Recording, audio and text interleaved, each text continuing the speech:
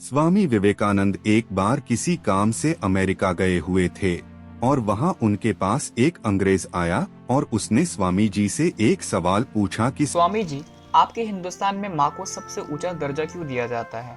क्यों लोग पहले माँ को पूजते हैं और बाद में भगवान को? स्वामी विवेकानंद उसकी तरफ मुस्कुराते हुए देखे और उस अंग्रेज से कहा कि वहाँ पास में एक पत्थर पड़ा हुआ है, उसे उठा लाओ। अंग्रेज पत्थर लेकर आ गया।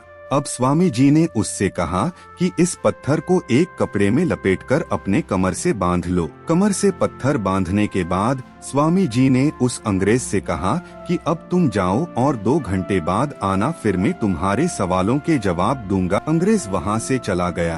पत्थर के वजन के कारण उसे चलने फिरने में बहुत तकलीफ हो रही थी और 1 घंटे पहले ही स्वामी जी के पास पहुँच गया और उनसे कहने लगा, रहने दीजिए, मुझे आपसे कोई सवाल नहीं पूछना। मैं अब ये पत्थर हटा रहा हूँ अपनी कमर से। स्वामी जी ने उस अंग्रेज की तरफ मुस्कुराते हुए देखकर बोले, इसीलिए हमारे हिंदुस्तान में माँ को भगवान से भी ऊंचा दर्जा दिया जाता है। तुम इस पत्थर को अपने कमर से 1 घंटे भी बांधकर नहीं रख सके और माँ हमें पूरे 9 महीने अपने पेट में रखती है। बड़ी से बड़ी आंधी तूफान क्यों न आ जाए, फिर भी हमें वो किसी तरह का नुकसान नहीं पहुंचने देती है। अगर आप भी माँ के उस प्यार और त्याग को महसूस कर पा रहे हैं तो इस वीडियो को लाइक करें और ऐसी ही रियल और इमोशनल कहानियों के लिए प्रथम इनसाइट चैनल को सब्सक्राइब करना न भूलें।